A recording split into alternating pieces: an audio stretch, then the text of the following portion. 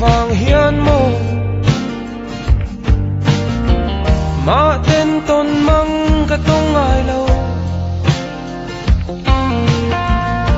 i Zunngaih lungai Vanghian mo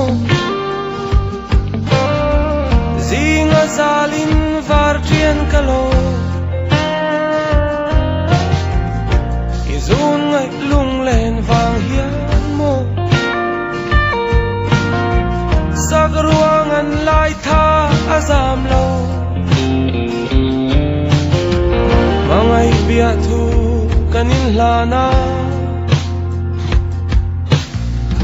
Hindu na ne kan lim nge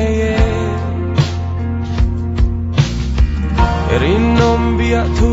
kanin tiama Beisay na ne na parmo ye